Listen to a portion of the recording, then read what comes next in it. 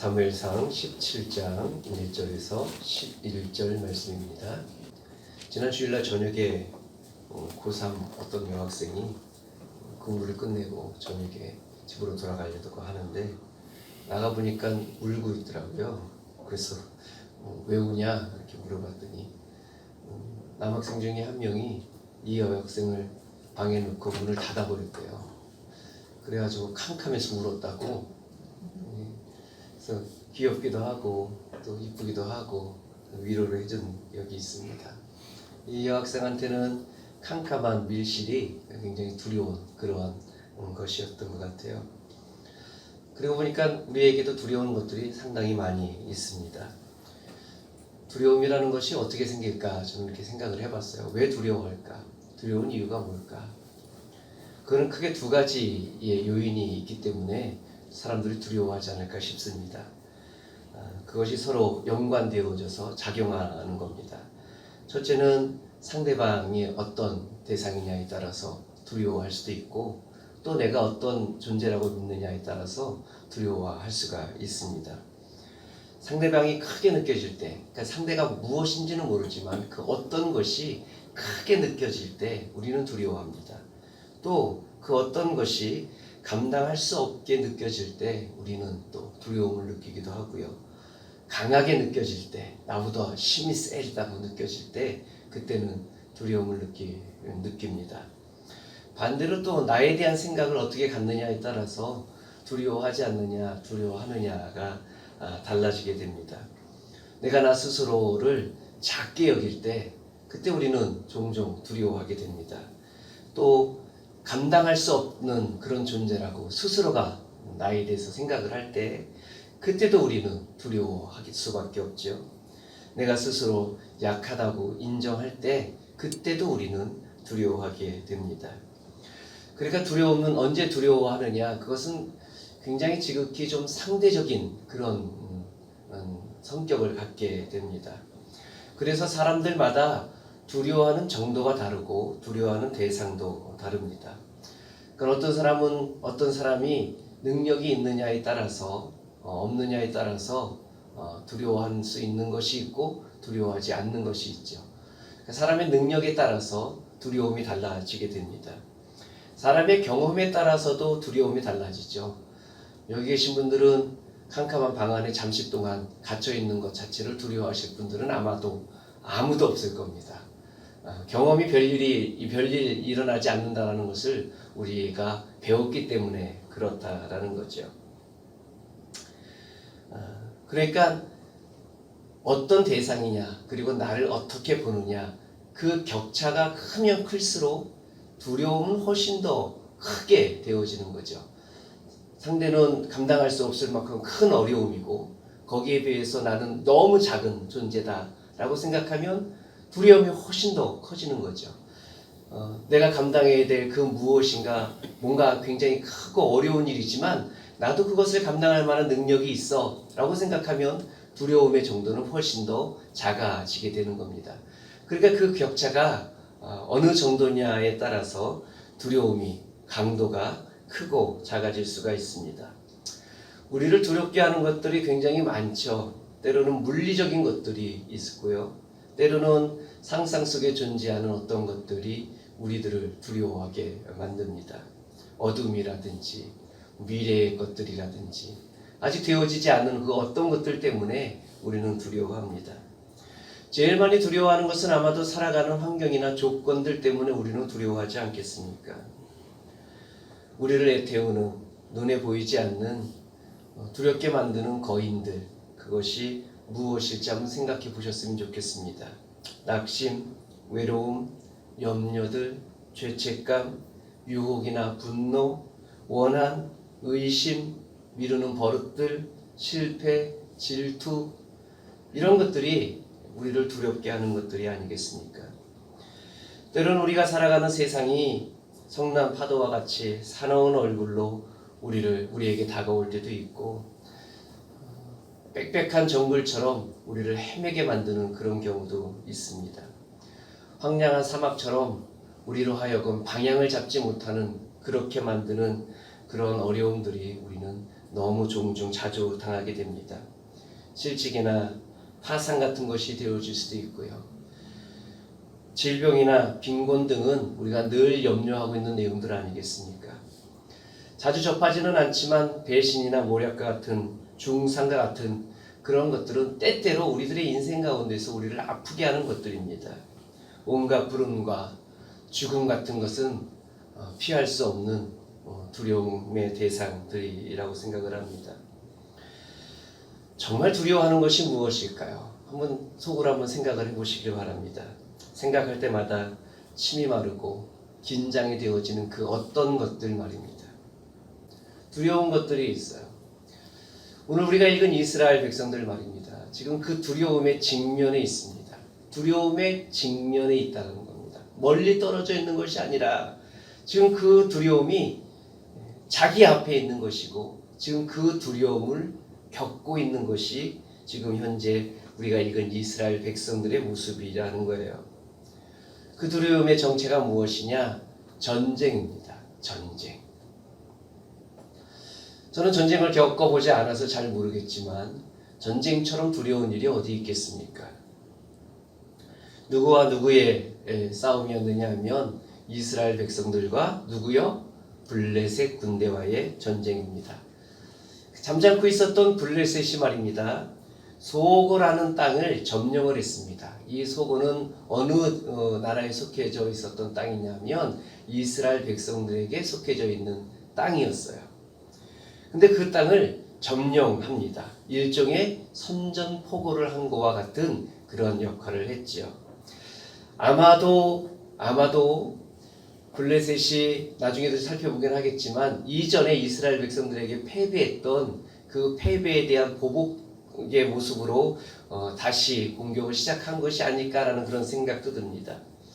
블레셋이 자신들의 땅을 빼앗아서 그것을 점령했으니까 마땅히 그 땅을 빼앗긴 이스라엘이라는 나라는 응전태세를 갖출 수밖에 없겠죠. 어디가 더 셀까요, 여러분? 블레셋이 셀까요? 이스라엘이 셀까요? 어떻게 생각을 하십니까? 그런 생각 안 해보시나요? 오늘 우리가 성경을 읽었는데 어느 민족이 더 셀 것 같습니까? 블레셋 민족이 셀 것 같은가요? 이스라엘 민족이 셀 것 같은가요? 블레셋이 굉장히 호전적인 민족이기 때문에 블레셋이 지금의 전쟁 이 상황에서도 블레셋이 훨씬 더 강력할 것이다 라고 생각을 합니다. 저도 그렇게 생각을 하고 성경을 읽었으니까요. 근데 여러분 우리가 2절과 3절 한번 읽어볼까요? 2절 3절 한번 읽겠습니다. 2절과 3절 읽습니다. 시작.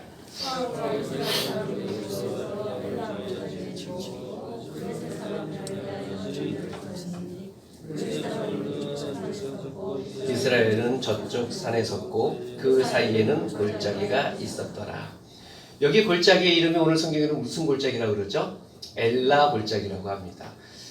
우리가 주일날 오후에 그 성경 지리에 관한 이야기를 같이 나누면서 이스라엘 지역의 골짜기는 무엇이라고 우리 같이 나누었었죠? 우리나라처럼 빽빽한 그런 것이 아니라 넓은 농사를 지을 만한 넓은 지역을 지은 골짜기라고 이야기합니다. 실제로 제가 인터넷에서 엘라 골짜기를 찾아봤어요. 굉장히 넓어요. 그리고 그 넓은 땅 양옆에 그렇게 높지 않은 언덕과 같은 그런 산이 있는 것을 보게 되어졌습니다.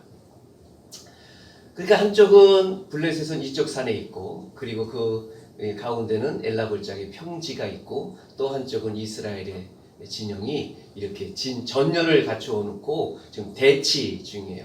여러분 상상이 되시죠? 무슨 얘기인지? 근데 이스라엘의 군사력이 약했다면 그런 일이 필요했을까라는 거예요. 그냥 블레셋이 강력했다면 그냥 바로 점령을 해 나가는 것이 더 옳았을 텐데 이게 전열을 가다듬고 있었다라는 겁니다. 그리고 우리가 이미 살펴봤어요. 사울 왕 시대 때에 사울 왕은 꽤 실력 있는 왕이었다라는 것을 우리는 이미 살펴봤습니다. 3번의 승리를 거두었어요. 세 부류의 민족과 싸워서 3번의 승리를 거두었던 왕이 사울이었습니다. 여러분 기억하시나요? 제일 처음에 싸웠던 민족이 누구였죠? 암몬 족속들이었어요. 암몬 족속이 쳐들어왔습니다. 그러니까 이스라엘이 사람들이 우리 화친하자라고 얘기를 하니까 암몬 족속이 뭐라고 그랬어요? 그래 좋아, 화친할 테니까 너희 눈 하나씩 다 빼버려. 그럼 내가 봐줄게 이랬어요. 사울이 이 이야기를 듣고 열이 받아서 군대를 모집을 합니다. 그때 모집되어진 군병의 수가 33만 명이었습니다. 그래서 암몬을 이렇게 전쟁에서 아주 혁혁한 승리를 거둡니다. 마치 처음 보는 듯한 이야기로 저를 쳐다보시면 곤란한데요.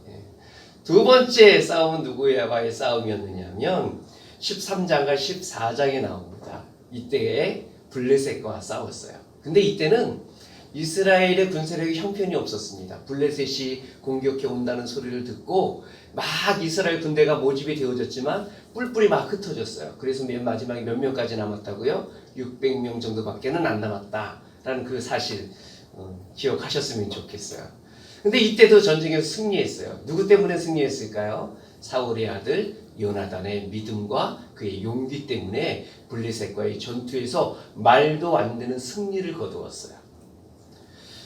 세 번째는 누구와의 전쟁을 했었느냐 하면 아말렉과의 전쟁이 있었습니다. 이때도 군대를 모집했는데 이때 모집된 군대가 21만 명이었습니다.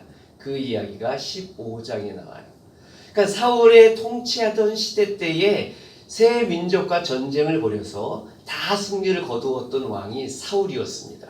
그리고 그 군사도 한 번은 33만 명, 또 한 번은 21만 명, 그리고 블레셋과의 전쟁에서도 처음에 모였던 꽤 많은 그런 군사의 수를 가지고 있었습니다. 그러니까 이스라엘의 군사력도 만만치 않다라는 거예요. 그러니까 이 두 군대가 이렇게 대치가 되어져 있는 상황이에요. 일촉즉발의 그러한 긴장 속에 있는 전쟁터라는 겁니다. 이 긴장감을 아셔야 되는 거예요. 이 긴장감을 아셔야지 오늘 말씀이 이해가 되어집니다. 승리를 장담할 수가 없어요. 한쪽은 전통적으로 호전적인 민족이고 이제 한쪽은 막 신흥 국가로서 발버둥치는 실력을 키우고 있는 국가인 이스라엘이라는 겁니다. 이 두 군대가 팽팽하게 이렇게 지금 맞서고 있어요. 이제 그 전쟁의 승패는 어디에서 갈림이 되어지느냐 하면 누가 더 투지를 가지고 싸우느냐라는 거예요. 누가 더 큰 사기를 가지고 싸우느냐, 이게 이 전쟁의 승패의 좌우가 되는 것입니다. 이것이 두 진영의 싸움이었어요. 그런데 애석하게도 우리가 응원하고 있는 누구의 군대요? 이스라엘 군대 말입니다. 애석하게도 이 이스라엘 군대에는 큰 흠이 하나 생기게 되어졌습니다. 그 흠이 무엇이었느냐 하면 우리가 15장부터 16장까지 나누었던 이야기, 다시 말씀드리면 하나님께서 사울을 버렸다라는 그 흠을 가지고 있어요. 하나님의 영이 사울에게서 떠났다라는 거예요. 하나님의 버리심을 받았다. 그것이 사울의 지금 형편이고, 우리가 잘 아시는 대로 사울은 하나님의 영이 떠남으로 말미암아 번뇌하는 사울이 되어졌고 일종의 정신착란 증상을 일으키는 그러한 처지가 되어졌습니다. 그러니까 예전과 같은 지도력을 발휘할 수 없는 그런 상황이 아니었을까 우리는 얼마든지 추측해 볼 수 있어요. 그런 이스라엘의 진영의 그런 아픔을 가지고 있습니다. 이때 전쟁이라는 그 두려움뿐만이 아니라 그리고 이스라엘 백성들이 가지고 있는 이 사울이라는 약점 때문에 뿐만이 아니라 또 다른 두려움이 이스라엘 백성들의 마음을 휩싸이게 했습니다. 무엇 때문에 두려워했느냐? 오늘 성경에는 이스라엘 백성들이 두려웠던 두려움의 이유 두 가지를 이야기를 합니다. 첫 번째는 무엇을 두려워했느냐? 상대방을 두려워했어요. 무엇을 두려워했다고요? 상대방을 두려워했어요. 그것도 누구를 두려워했느냐 하면 한 사람으로 말미암은 두려움이었습니다. 여러분 그 사람의 이름이 누구라고요? 누구요? 골리앗이라는 아주 유명한 사람이에요. 골리앗은 좋은 사람입니까? 나쁜 사람입니까? 나쁜 사람이에요. 좋은 사람은 아닙니다. 성경에 부정적인 의미로 쓰여져 있는 사람이에요. 골리앗의 출신이 어디라고 말하죠, 여러분? 가드 사람이다라고 말합니다. 가드는 블레셋의 5의 아주 중요한 도시가 있는데 그 중에 한 도시의 출신이 바로 골리앗이라는 사람이었습니다. 성경에 보면 이 골리앗을 어떻게 표현하고 있느냐면 안악자손이었다라고 이야기합니다. 안악자손. 여러분 안악자손 어디서 많이 들어보질 않았습니까? 어디서 들어봤을까요? 여호수아에서 들어봤어요. 여호수아서 11장 22절에 보면 이런 말씀이 나옵니다. 이스라엘 자손의 땅에는 아낙 사람들이 하나도 남지 아니하였고 가사와 가드와 아스돗에만 남았더라 라고 말합니다. 민수기에 보면 이 아낙 자손을 어떻게 설명하고 있느냐면 이렇게 표현하고 있어요. 민수기는 어떤 얘기를 담고 있느냐면 정탐꾼들이 이제 장차 하나님께서 주신 가나안 땅을 정탐하고 돌아왔을 때 이때 보고의 내용이 무엇이었느냐면 이렇게 보고했어요. 거기서 네피림의 후손인 아낙 자손의 거인들을 보았나니 우리는 스스로 보기에도 메뚜기 같으니 그들이 보기에도 그와 같았을 것이다. 아낙 자손을 뭐라고 표현하죠, 여러분? 거인들 이렇게 표현을 해요.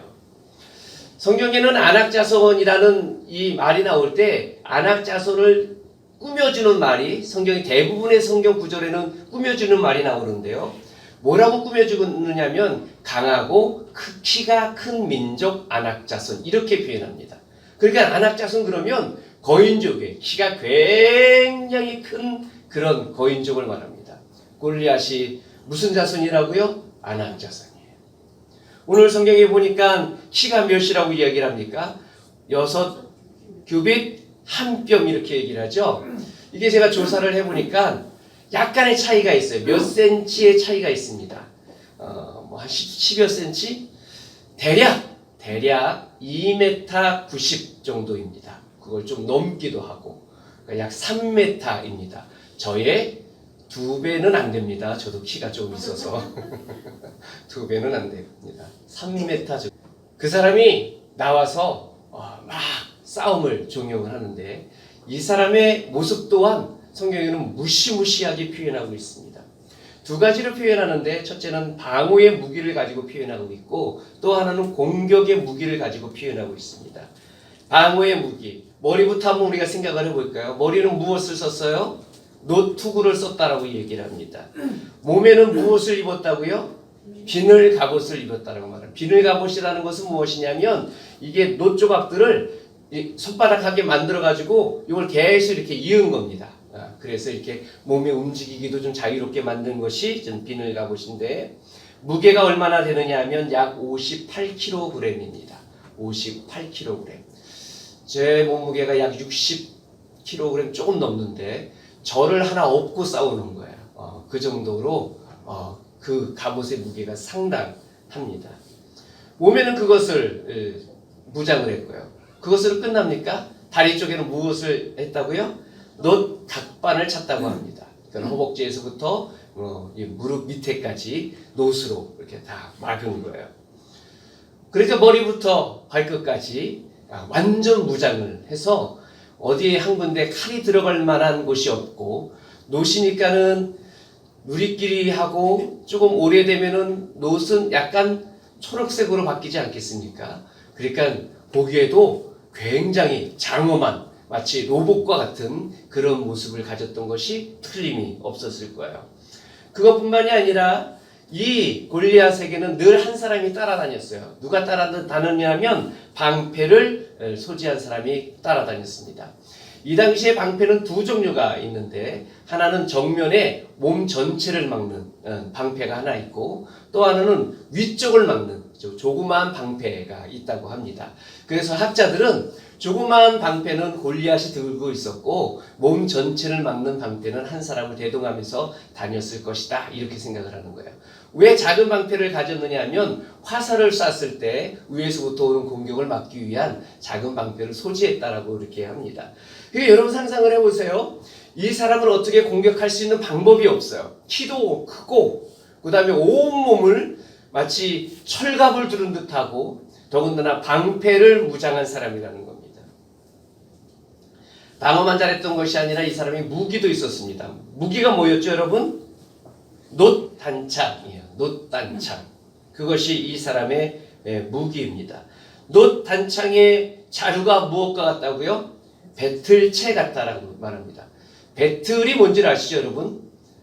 우리 어르신들은 다 여기는 설명할 필요가 없네요. 너무 감사하네요. 배틀채 같았어요. 배틀채. 그리고 그 창 끝에 있는 창날이 있는데 그 창날이 무엇으로 만들었다고 성경은 기록합니까? 철로 만들었다고 기록을 합니다. 그러니까 철 창날을 가지고 있었습니다. 그것도 무게가 약 7kg이 되는 거예요. 철 창날만의 무게가 7kg 정도가 되는 겁니다. 그러니까 이 배틀째 같은 자루까지 합치면 얼마나 될지 모르겠습니다. 한 15kg 이상 되지 않겠습니까? 그걸 손으로 이렇게 움직이는 거죠. 그 사람이 골리앗입니다. 그 사람이 블레셋 군대의 진영에서 나와가지고 이 골짜기의 그 평지에 서서 막 오라고 외치는 거예요.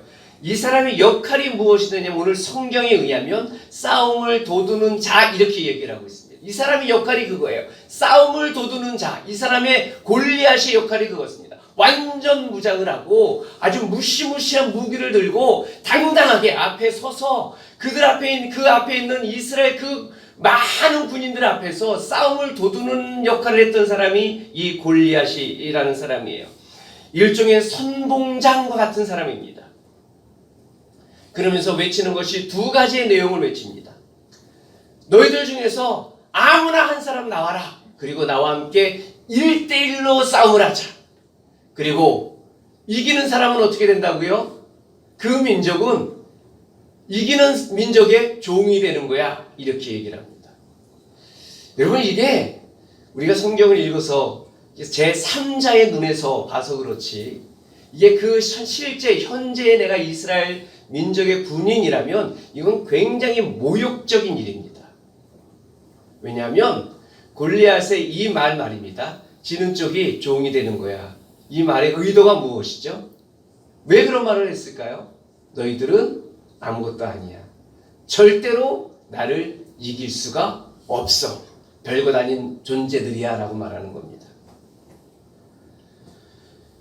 종과 주인이라는 이것을 가지고 이스라엘 백성들을 모욕을 합니다. 그리고 우리가 읽어봤던 것처럼 골리앗은 이스라엘 군대를 모욕하였다라고 이야기를 합니다. 나중에 이제 다음 주에 살펴보긴 하겠지만 다윗이 골리앗의 이 말을 듣고 하나님을 모욕하는 것을 신앙적인 말로 들은 거예요. 이스라엘 하나님의 거룩한 군대를 모욕하는 말로 들었다라는 겁니다. 그만큼 골리앗의 언사는 굉장히 이 내용과 그 언변의 정도가 굉장히 모욕적인 말을 지금 이스라엘 백성들에게 하고 있다라는 거예요. 8절 한번 읽어볼까요? 8절 한번 읽어보겠습니다. 8절 읽습니다. 시작.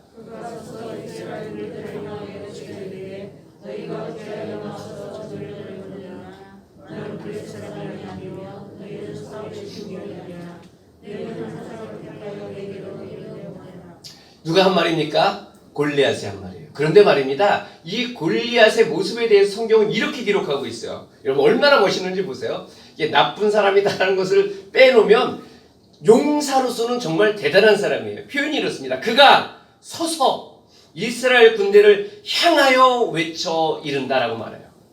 그러니까 뒤에는 블레셋 자기 군대가 포진해 있고 앞에는 어마무시한 그런 군대가 있는 그 앞에서 당당하게 서가지고 그 군대가 다 들릴 수 있도록 크게 외치면서 조롱하고 있다는 거예요. 굉장히 당당한 모습을 보게 됩니다. 전혀 기죽지 않는 누구라도 올 테면 오라라는 그런 자신감 있는 사람이 골리앗이었어요. 그의 자신감, 그의 당담의 근거는 무엇이냐면 그의 육체적인 능력 아니었겠습니까? 자신의 능력 아니었겠습니까? 그 능력을 가지고 이스라엘을 능멸하고 모욕하는 행위를 하고 있는 거예요. 이스라엘 백성들이 먼저 해야 되는 시급한 일이 무엇이냐면 이 골리앗의 극복이 이스라엘 군대의 승리의 단초가 될 수 있도록 만들어야 되는 거예요. 골리앗을 넘어서지 못하면 이스라엘의 승리를 맛볼 수가 없어요. 왜냐하면 대등한 대등한 힘을 가지고 있기 때문에 그래요. 어떻게 승리할 수 있을까요? 이 골리앗을 어떻게 무너뜨릴 수 있을까요? 누가 이 골리앗을 무너뜨릴 수 있을까요? 어떻게 무너뜨릴 수 있을까요? 방법은 있습니다. 방법은 얼마든지 있습니다. 우리가 가장 쉽게 생각해 볼 수 있는 방법은 뭐냐면 내가 힘이 있으면 되는 거예요. 내가 속한 이스라엘 군대에 골리앗보다 더 크고 더 힘이 센 군사가 있으면 됩니다. 내가 가진 힘이 골리앗보다 더 강하면 되는 거예요. 스스로 만든 힘이 골리앗의 육체보다 더 크면 되는 겁니다. 근데 여러분 우리가 알다시피 언제나 내가 가지고 있는 힘은 한계가 있습니다. 우리가 다 그 경험하지 않습니까? 우리에게 두려움을 주는 골리앗과 같은 어떤 두려운 존재가 있을 때 내가 그것을 극복할 힘이 지금은 있어요. 그러나 때로는 말입니다. 내가 감당하지 못하는 두려움 같은 그런 일들이 얼마든지 있기 때문에 그래요. 내가 아무리 스스로 노력을 해도 감당할 수 없는 일들은 우리는 얼마든지 당할 수 있기 때문에 그렇습니다. 주어진 힘이 강력하면 돼요. 같이 할 수 있는 힘이 능력이 있으면 됩니다. 그러나 주어진 힘이나 누군가가 내게 주어진 힘이나 누군가가 같이 하는 힘도 거기에는 늘 언제나 한계가 있을 수 있어요. 골리앗을 넘지 못하는 그런 모습이 지금 이스라엘의 백성들의 그 군대의 모습이에요. 이스라엘 백성들은 자기 자신들이 스스로 만들 수 있는 모든 힘을 다 동원해도 골리앗을 꺾을 수가 없었습니다. 그들이 스스로 만든 힘이든 어디서 얻어온 힘이든 누구와 같이 하던 힘이든 자기 자신에게 주어진 힘이든 그 어떤 것으로도 골리앗을 무너뜨릴 수가 없었어요. 근데 이스라엘 군대가 그것만 있었을까요? 그 방법만 있었을까요? 또 다른 방법이 하나 있는데 지금 이스라엘 백성들은 그것을 잃어버리고 있는 거예요. 그들이 가지고 있는 이스라엘 군대만이 가지고 있는 가장 강력한 힘을 이스라엘 군대는 이미 가지고 있어요. 그거는 군사력도 아니고 그들 스스로가 만들어내는 용기와 투지도 아니고 그들이 열심히 헬스를 해서 몸을 키운 군대들도 아니고 그것은 무엇이었느냐 하면 하나님께서 함께 하신다라는 그것이었어요. 주님의 도우심이었습니다. 암몬, 아말렉, 이전에 블레셋과의 전투, 모든 전쟁에서 승리할 수 있었던 근거는 무엇이었느냐 하면 믿음 아니었습니까? 근데 그것을 잃어버린 거예요. 지금 그것을 찾을 수가 없어요. 더 이상 그것을 발견할 수가 없습니다. 오늘 우리가 읽은 본문 속에서 이스라엘 백성들이 가지고 있는 진짜 실력 말입니다. 그들이 가지고 있는 진짜 강력한 능력 말이에요. 하나님께서 주시는 것, 하나님께서 함께 하시는 것, 그것은 어디에서도 찾아볼 수가 없다라는 거예요. 그것을 잃어버렸어요. 진짜 두려운 것은 무엇이냐면 이스라엘 백성들에게서 찾아볼 수 있는 진짜 두려워야 될 것은 무엇이냐면 믿음을 잃어버린 거예요. 그것이 진짜 두려움 아니겠습니까? 예수님께서 무리를 걸어오신 것을 보고 베드로가 믿음을 가졌어요. 나도 주님처럼 걸을 수 있겠다. 예수님께 부탁을 했습니다. 예수님, 나도 무리를 걷게 해주세요. 주님께서 내게로 오라. 베드로가 무리를 걸었습니까? 안 걸었습니까? 걸었어요. 나중에 베드로가 물 속에 빠져들어가죠. 왜 그랬다고요? 물결을 봤을 때, 믿음을 잃었을 때 더 이상 무리를 걸을 수가 없었습니다. 주님, 예수님이 죽으시다뇨? 절대로 그럴 수 없습니다. 우리가 있는데요, 내가 있는데요, 내가 주님을 지켜주겠습니다. 절대로 그럴 수 없습니다. 라고 호언장담했던 제자들 말입니다. 예수님께서 잡히시던 그때 다 도망갔어요. 다 믿음을 잃어버렸어요. 주님께서 함께 하신다는 그 의미가 무엇인지를 새까맣게 잊어버렸어요. 그래서 아무것도 할 수 없었습니다. 우리가 이미 살펴봤던 가나안 땅을 정탐했던 12명의 사람들 중에 10명의 사람들 말이에요. 그들이 본 것은 하나님께서 이 땅을 주셨다라는 약속의 땅을 본 것이 아니라 땅에 있는 안악자손을 보았기 때문에 믿음을 잃어버린 거예요. 그 믿음을 잃어버렸기 때문에 안악자손을 보았고, 믿음을 잃는다는 것은 그 의미는 무엇이냐면 그냥 내가 단순히 믿음을 잃어버린다 그 정도가 아니라 내가 가지고 있는 가장 강력한 무기를 놓는 것과 다르지 않아요. 내가 가지고 있는 가장 강력한 힘을 놓쳐버리는 것과 다르지 않다라는 겁니다. 이스라엘 백성들이 왜 두려워했느냐? 그 상대방인 골리앗이 너무 크고 너무 강하고 감당할 수 없는 존재이기 때문이기도 하지만, 진짜 두려운 이유는 무엇이냐면 그들이 믿음을 잃어버렸기 때문에 그래요. 그 강력한 힘을 잃어버렸기 때문에. 그래서 두려워할 수밖에 없었던 것입니다.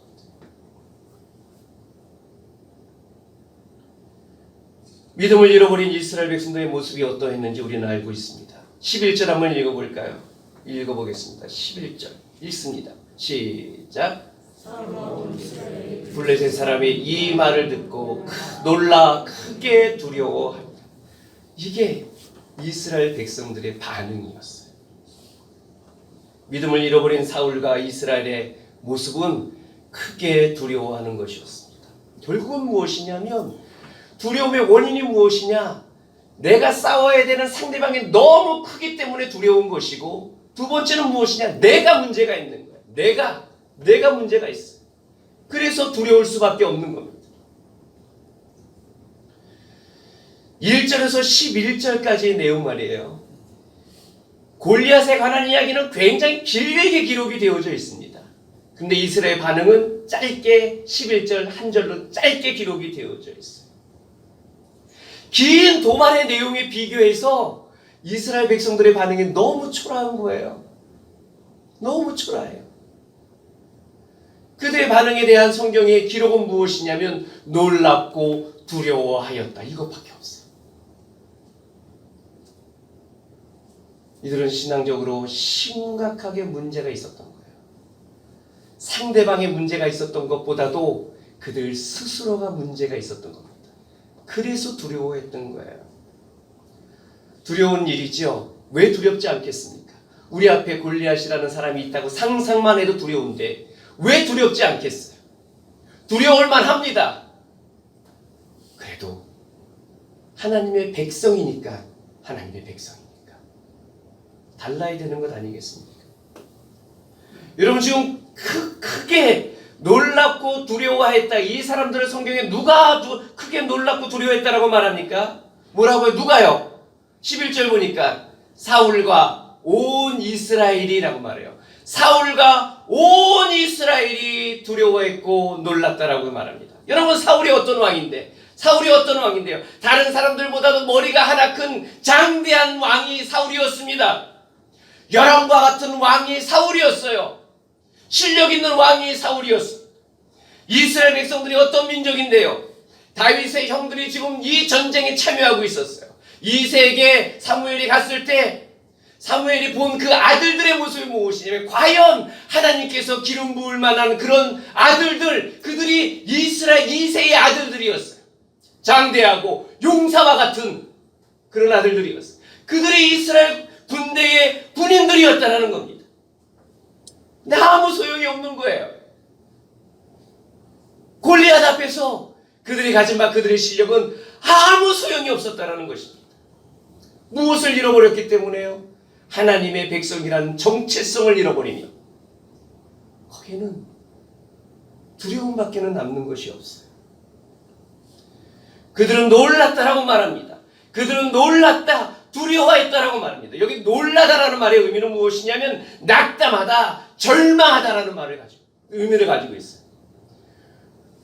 앞에 펼쳐져 있는 블레셋 군대도 보고, 그들 중에 한 사람이 나와서 이스라엘 군대를 향하여 모욕하고 있는 그 사람을 볼 때 낙담한 거예요. 절망한 거예요. 우리는 저들을 넘을 수가 없어. 우리 중에 아무도 골리앗을 이길 수 있는 사람은 없어. 절망한 겁니다. 낙담한 거예요. 그리고 낙담과 절망 뒤에는 두려움밖에는 남는 것이 없어요. 그것이 믿음을 잃은 이스라엘 백성들이 가지고 있는 모습이었습니다. 낙담하고 두려워하는 것. 여러분 우리는 말입니다. 우리는 말이에요. 사랑하는 성도 여러분, 절 좀 봐주세요. 우리는 말이에요. 우리는 이스라엘 군대 아닙니까? 그렇잖아요. 그렇지 않습니까? 우리 앞에 놓여져 있는 것이 골리앗과 같을 수 있어요. 얼마든지요.